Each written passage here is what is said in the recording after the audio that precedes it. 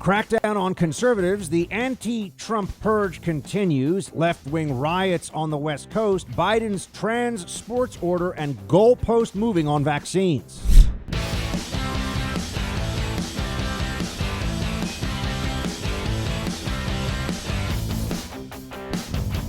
We knew that they were going to be nasty about it. But Democrats have shown us just how crazy they are, as well as how vindictive they are, within the first 24 hours of taking power. Now we are in a Biden presidency. Now we're in a place where we have to take seriously the prospect of 4 years of the executive branch run by Joe Biden. It's going to be run by a Democrat, and probably by Joe Biden for that whole time. So this is where we are now. I'm hearing and seeing things that are truly absurd, upsetting, outrageous. They're coming after conservatives right now. They're trying to set up the framework for using not just the private sector and different cultural institutions, but now increasingly our actual political and legal mechanisms to go after people who have disfavored opinions. And in this case, it's being too strong of a Trump supporter. I think it was a pretty big indicator of where all this was going when they were asking, or where they were demanding, that we vet the National Guard for pro-Trump sympathies. No surprise. Did anything happen? Were there any riots yesterday anywhere on the Biden inauguration? Anywhere in the country from Trump supporters? No, there were not. What a shock to absolutely nobody. But because we had one day where one group decided to riot at Capitol Hill, now the left will muddy the waters and pretend that political violence happens on both sides. In fact, it happens really only on the right. That's the new narrative. We have to fight against it now. We used to be in a stronger position because we would say, we don't do that. And it was 100% true. Now we have to say, well, 99% of the time, our side does not. 99.9% of the time, our side does not do that, so to speak. Our side very broadly defined. But we already have had left-wing riots. Wait, hold on a second. Joe Biden is in office. I thought this was going to stop the rise of the seas and heal the planet, or that was Obama. But Biden's supposed to be a second iteration of the Obama administration. We all know that. So why is there so much anger out there? Shouldn't this be morning in America? Shouldn't this be? Now, I know the journalists are, oh my gosh, for them, it's just all one big warm bubble bath right now. They're having a great time. Oh, it's amazing. Joe Biden is just coming back in and restoring everything that is good and decent about the world. I mean, it's embarrassing, but I knew this was going to happen, as did you.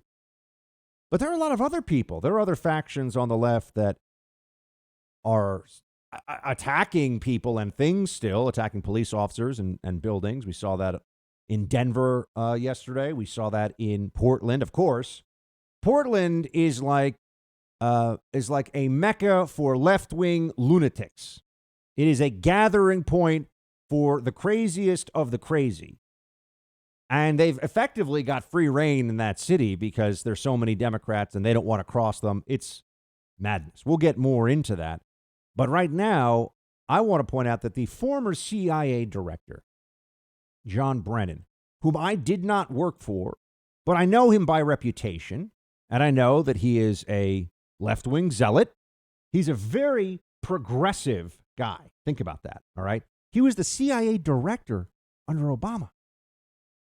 He was the senior counterterrorism advisor to the Obama White House for a number of years. This guy had a lot of authority and power in the government. He's not just some random person who's paid to go on TV, who works for a think tank that has 2 employees that no one cares about. He has real connections, and on the left, he has real gravitas. And he is single-handedly, and this isn't new because of what he did over the Russia collusion hoax, he is single-handedly destroying the brand of former CIA officer, which makes me mad on many levels, but he is. Doesn't have quite the same ring to it anymore because of people like him who say absolutely insane stuff. They are coming after normal, everyday Trump supporters, not necessarily with criminal charges, but with the chilling effect of a vast surveillance push and the desire to make sure that everybody out there who does not support this Biden administration knows that they will be treated as harshly as possible by the law if there's any cause for it. And if they have to expand the scope of the law to wrap them up in this, to go after them criminally, they will do so. Here you have John Brennan, former CIA director, with this was on national TV, one of the crazier things I've heard on MSNBC in a long time, and that's saying a lot. Play 3. But because of this growth in polarization in the United States and domestic violence in white supremacist groups. So I know looking forward that the members of the Biden team who have been nominated or have been appointed are now moving in laser-like fashion to try to uncover as much as they can about what looks very similar to insurgency movements that we've seen overseas, where they germinate in different parts of the country and they gain strength, and it brings together an unholy alliance frequently of religious extremists, authoritarians, fascists, bigots, racists, nativists, even libertarians. And unfortunately, I think there has been this momentum that has been generated as a result of, unfortunately, the demagogic rhetoric of people that just departed government, but also those who continue in the halls of Congress. And so I really do think that the law enforcement, Homeland Security, intelligence, and even the defense officials are doing everything possible to root out what seems to be a very, very serious and insidious threat to our democracy and our republic. Religious extremists, authoritarians, fascists, bigots, racists, even libertarians. This lunatic is singling out our pro-weed legalization, individual liberty-obsessed brethren in the libertarian movement. This is crazy. On national TV, and he's telling you what the mentality is of all the former Obama national security officials that are coming back now, of the deep staters who are now the state. Let me repeat that for you. The deep state under Trump is now the state under Biden. They are running stuff. They're not operating in the shadows. They're not afraid of the DOJ finding out about this. They think they'll get a performance award if the DOJ finds out about what they're going to do against Trump voters, against this Trump insurgency, so to speak. Comparing this to insurgency, we all know what that means. Many of you served in the military. Some of you served even in the intelligence community or perhaps in other aspects of government or law enforcement. He's likening, this is what Democrats are doing now. They're likening people that were upset over what they perceive to be an unfair and rigged election, upset over that, and comparing them to people who set suicide bombers off in crowded market squares and behead innocent civilians on video and engage in the mass enslavement and rape and torture of women, because that's what Al-Qaeda and the Islamic State and the Taliban, that's what those insurgencies do. So that's a very powerful word to use when you're talking about this, not in metaphorical terms, not in some, I'm trying to use the martial rhetoric of the military to talk about a political issue. He's saying, no, we need to use, this is the Obama ex-CIA director saying we should see and are seeing the entirety of the national security apparatus, Homeland Security, federal law enforcement, even DOD, laser-like fashion focus on the anti-Biden, pro-Trump insurgency, and to bring every tool to bear to crush it. This guy's calling for counterinsurgency against his fellow Americans like a maniac. On the day of the inauguration of Joe Biden, I've got news for the libs, despite all their hysterics and everything else. The system held. Everything ended up, going basically the way that it was supposed to in a constitutional sense. And they got their way. They won. And the Republicans now we're moving into this new phase, and this is where we are. Did they ever do that with 4 years of Russia collusion lies? No. Do you see Republicans now chanting by the thousands like spoiled children, screaming, "Not my president"? because that's what the Democrats were doing. I know, I saw them doing it here in New York City.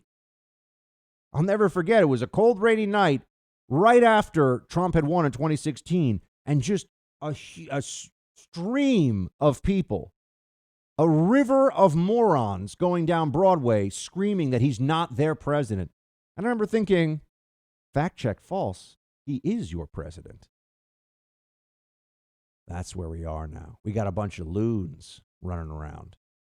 But instead of just opposing the government, instead of leaking to the Washington Post to undermine the incoming administration, bringing phony but pretextual prosecutions that they're pretending are about something else.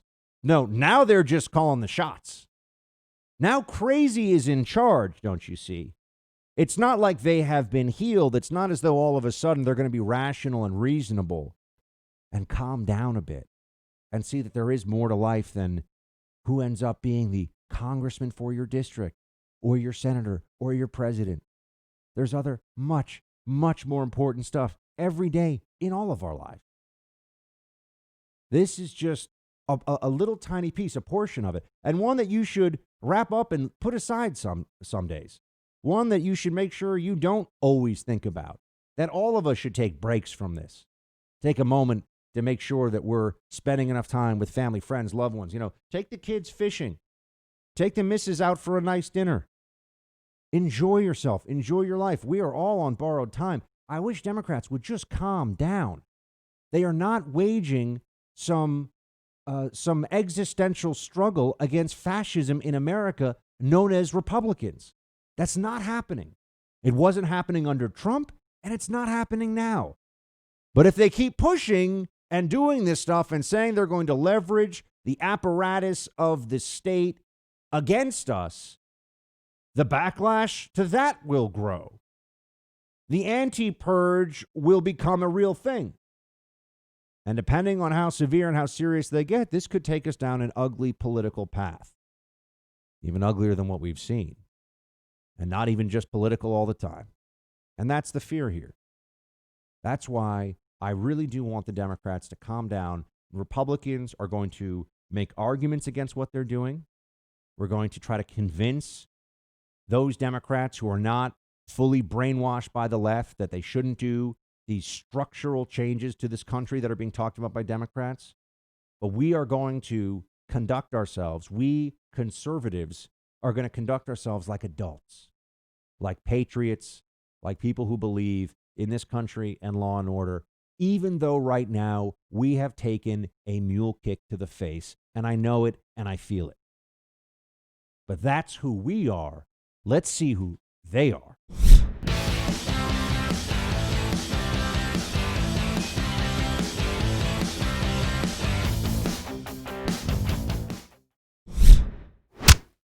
I think the other issue of homeland security, as John pointed out, yes, there's a security issue.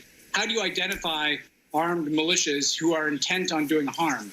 But there's a broader societal issue that is going to take many years to detox the disinformation, the lies, the hate that has been spread. A whole segment of the American population has been radicalized by what has happened over the last 4 years and by the fact that Donald Trump is no longer there. They can no longer see Donald Trump kind of representing their grievances in the highest office. And so those grievances are going to go back underground.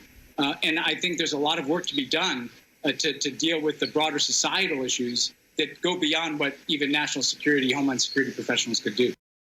Oh, even more work than national security. So John Brennan's saying we need to leverage the national security state to surveil and intimidate and go after this Trump insurgency. And then Obama's former chief foreign policy propagandist, Ben Rhodes, is out there telling everybody, oh, and it goes even beyond that because of how people have been radicalized. He's talking about how our side, generally speaking, is radicalized. Meanwhile, who was destroying buildings yesterday? It's the inauguration day. What was it? Trump voters or Biden voters who attacked the DNC headquarters in Portland?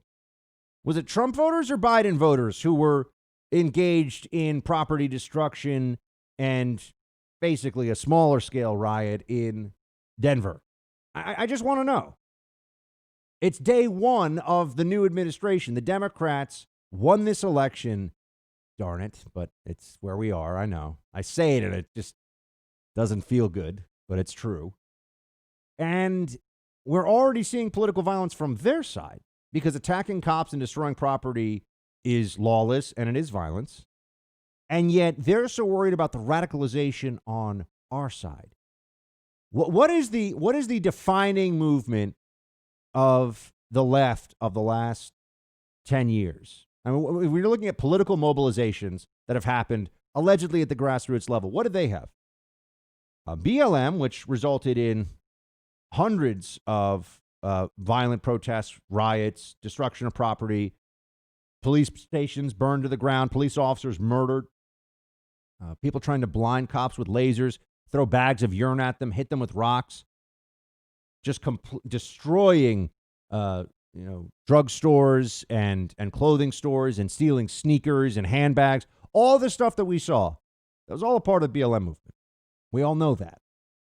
Even before that, if you go back about a decade, there was the Occupy Wall Street movement, which was something that I covered when I got started, very beginning of my media career, so I remember it well. And you know, the truth is the anti-cop and Antifa movements, BLM and Antifa, were incubated and within that Occupy movement. There were rowdy and riotous protests that happened under Occupy Wall Street. There were criminal acts taking place, shutting down intersections, breaking stuff, throwing rocks at cops. All that was happening, particularly in places like Oakland, Portland, Seattle. What is the defining, I just want us all to remember this, what is the defining political movement or the most large-scale grassroots political movement of the last 10 years on the right? You could maybe say MAGA and Trumpism, but another answer would be the Tea Party. How much violence, how much destruction was there from the Tea Party? Almost none. I mean, it became a joke even among conservatives that, you didn't want to be the person at the Tea Party rally who left a wrapper on the town green because littering is a no-no. That was the Tea Party. People coming together and making their voices heard in a legal, First Amendment cherishing fashion. And then we had the 2010 midterms, which was a wipeout for Democrats in the House, as you remember, and brought in this whole new crop. A lot of your favorite politicians today won in that election. A lot of your favorite politicians came into office in 2010, in 2012, after the Obama victory in 2008, in large part because of the Tea Party movement. So we have a history here. It's not even just the history of the last month. We have a history of the last 10 years. Don't let them gaslight you. Don't let them convince you that our side is the problem. We're the radicals. We're the ones who need to have the security state brought down on our heads. No, they're the authoritarians. That's the issue.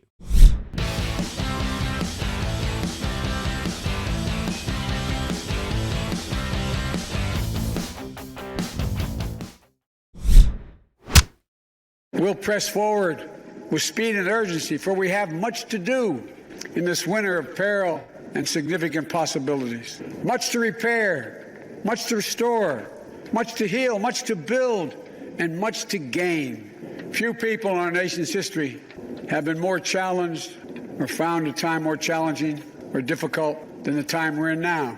Once in a century virus that silently stalks the country. It's taken as many lives in 1 year as America lost in all of World War II. Millions of jobs have been lost. Hundreds of thousands of businesses closed. A cry for racial justice, some 400 years in the making, moves us. The dream of justice for all will be deferred no longer.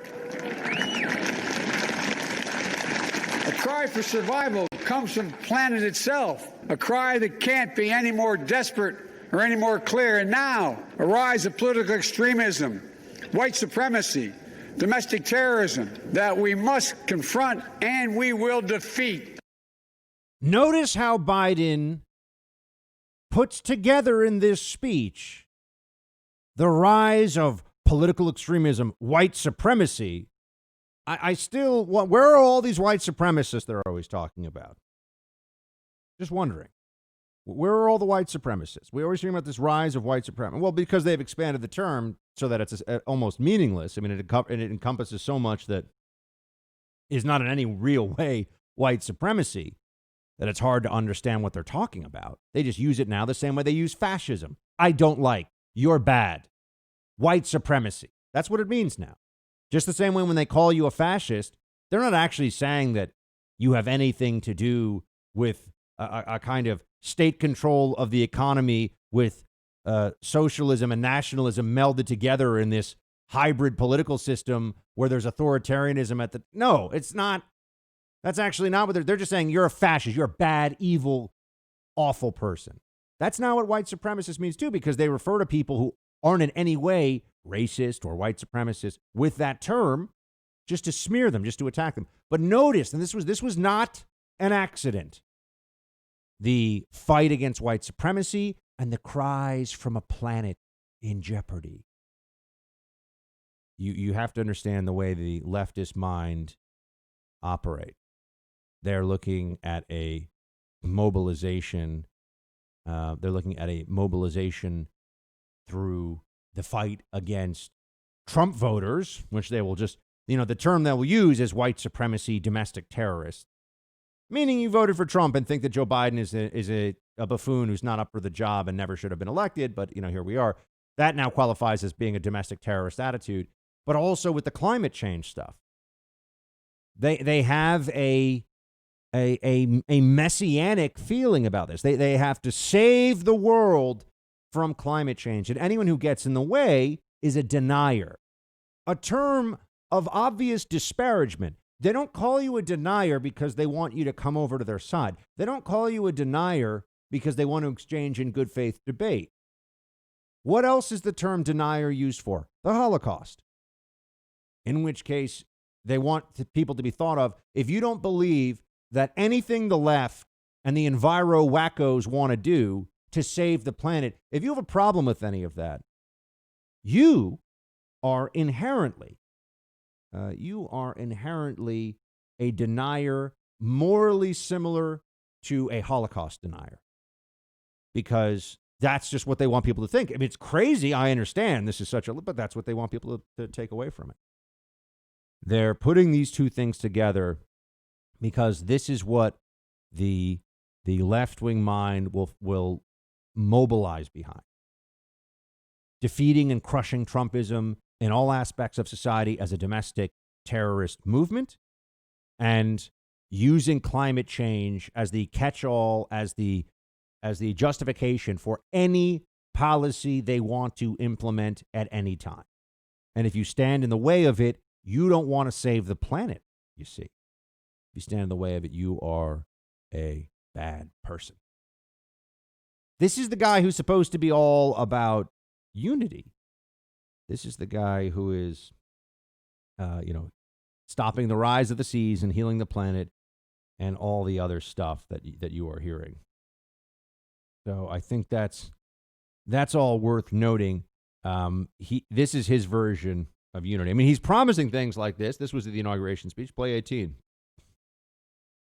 To all those who supported our campaign, I'm humbled by the faith you've placed in us. To all those who did not support us, let me say this. Hear me out as we move forward. Take a measure of me and my heart. And if you still disagree, so be it. That's democracy. That's America. The right to dissent peaceably within the guardrails of our republic is perhaps this nation's greatest strength. Yet hear me clearly. Disagreement must not lead to disunion. And I pledge this to you. I will be a president for all Americans. All Americans. And I promise you, I will fight as hard for those who did not support me as for those who did. Sure he will. We can really take that one to the bank, can't we? What is one thing that Joe Biden could do right now that would calm everything down and make it easier to believe there's even the intent? I don't even think that this is really a Democrat desire. I don't think they want unity. I think they want payback. I think they want to punish people for their wrong thing. I think their plan is to use their new powers to not only change society more in their image, but to track down and eradicate every vestige of Trumpism in our politics, culture, and all throughout society. That's what I think. But if they were trying to prove me wrong, you know how they could start? You know what is one way that they could make it very clear they have a different approach? All Joe Biden would have to do is say, you know what, guys? Let's stop with all this domestic terrorist movement talk. Let's not speak. Let's not have prominent Democrat officials and people that are clearly on Team Biden in one way or another out there saying that we're going to bring down the wrath of God or Gaia or, whoever the left believes in. We're going to bring that wrath down on the heads of those who stood in Biden's way. No. Say that we're all going to let bygones be bygones. Say that they forgive the transgressions of the Trump movement, even if they're still going to play out in I'm not talking about the ones in court. They're going to play out in different ways in society. Say that they're willing to forgive their political opponents. You think they'd ever do that? Joe Biden says, guys, we should move past that ugliness. No, got to still take shots. Got to still make sure you ram home the advantage you have right now, Democrats. That's the plan. So they're being sore winners, which is no surprise. And they're also starting to take it upon themselves to clear out. I mean, it's not just in rhetorical terms that they're clearing things out. It's also in actions. The White House fired Peter Robb. This guy was the NLRB, National Labor Relations Board General Counsel. He's the top lawyer at the National Labor Relations Board. I know that sounds boring, but the NLRB matters a lot to Democrats because it's labor, it's unions, it's regulations that affect unions and workers. And this is right where the policies that Democrats want, where the rubber meets the road on a lot of things. So it does matter. And this is what Robb wrote when he was unwilling to step down because he had a term that did not expire until the end of this year. So why are they firing him a year early? The guy's a career civil servant. He hasn't done anything. Well, he's not their guy, you see. This is what we heard when Trump came in. Oh, he could never get rid of Saint Comey. Remember that, Sancta Comey? You could never get rid of him. He's such a good and honorable man. Comey is a lanky weirdo, and we all know it. A self-righteous, just bizarrely socially inept, in love with himself weirdo. But if you fired him, he has a 10-year term as FBI director. You can't do that. And that was the whole thing, right? Well, here we have the chief counsel at the NLRB. I know it's not the head of the FBI, but it's not an insignificant position either, which is why the Democrats took action on it day one. Day one, they targeted this. They went after this. This wasn't an accident. It's not something that just came up in normal business. Here is what he wrote, that I think you should hear because it just shows you the double standards that are underway right now and what we're all being subjected to. Quote, "It was my understanding the incoming administration intended to foster civility and union in this country and in the governing of this country, promising to adhere to the rule of law and enabling its chief law enforcement officers the independence, free from White House interference, to enforce the laws of the United States. A presidential removal of the NLRB's general counsel prior to the expiration of his or her term violates these promises and principles." That is the letter that he put out. And you know what they did? They fired him. Here's also from his letter. This is to the office of the president from Peter Robb. "The removal of a general counsel would set an unfortunate precedent for the labor relations of this country that will permanently undermine the structure and thus the proper functioning of the NLRB. In particular, such action undermines Congress's intent that the office of the general counsel be independent of the board and the executive branch, so that the general counsel, as chief prosecutor of the NLRA, can prosecute potential violations of the NLRA free from political influence and pressure. Indeed, my own experience, as well as my conversations with those who held this position before me, have confirmed that the need for the NLRB General Counsel to act independently without constant fear of removal. I am concerned about the abrupt manner in which this is being done, which will cause unnecessary interference with immediate agency operations. Signed, sincerely, Peter B. Robb, former now General Counsel. Biden team came in and said, yeah, you're not our guy. You're not a union-loving big business socialist type, so you're gone. You're out. Gee, I thought this was going to be the administration that restored all the integrity and honor.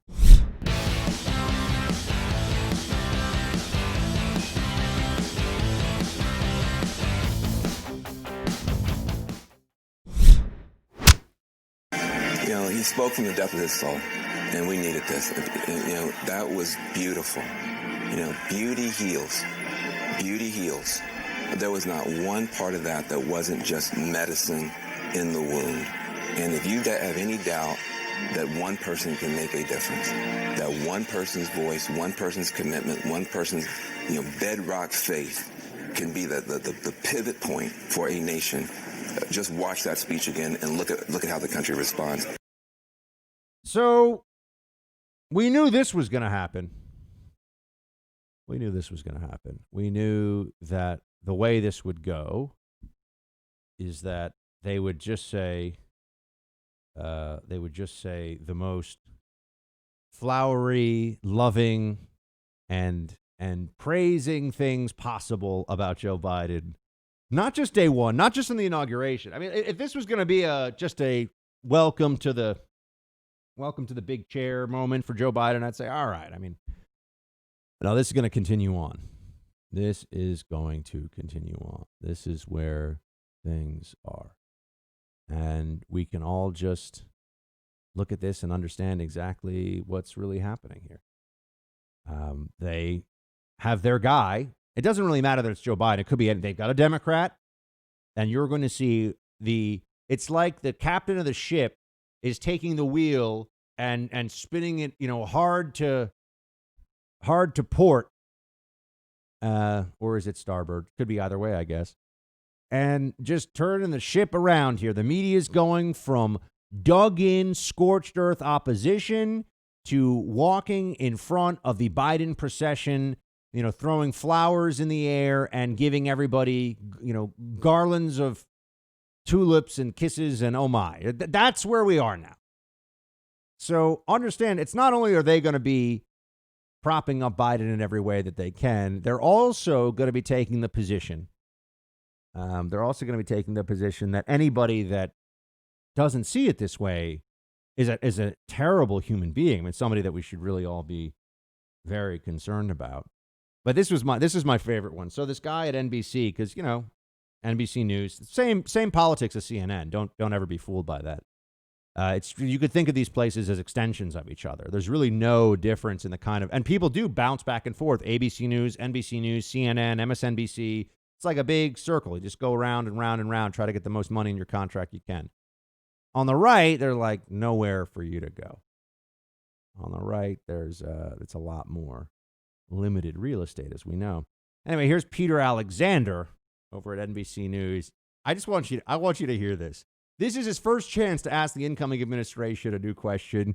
He's setting the tone right away of speaking truth to power. Play one.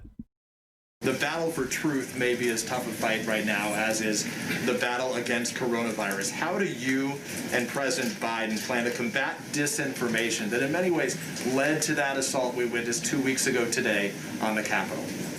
Well, I think, Peter, there are a number of ways to combat misinformation. One of them is accurate information and truth and data and sharing information even when it is hard to hear and even when it is not meeting the expectations of people at home who are desperate for this crisis to be over. We'll have more to share with you in the next few days, hopefully before the weekend. But what we plan to do is not just return these daily briefings Monday through Friday, not not Saturdays and Sundays. I'm not a monster, but also to return briefings with our health officials and public health officials. We want to do those regularly in a dependable way with data shared with all of you and with the public so that they can also track progress. Yep. That's the question you get from Peter Alexander. How do you and President Biden plan to combat disinformation? They're the new regime, dude. Did you not get the memo? You're supposed to be combating their disinformation. You're supposed to be holding their feet to the fire. You're supposed to be asking questions meant to get around their propaganda and evasions. But no, he let the game out right away. They're on the same team, working toward the same end. That's the whole thing. It's just going to be one big high five circle up there in the West Wing. Everyone just saying, yes, great, Biden. Where's the bigger threat of authoritarianism? When the entire media is opposed to and benefiting from its opposition to a president, or when they're all in a president's pocket? Remember that.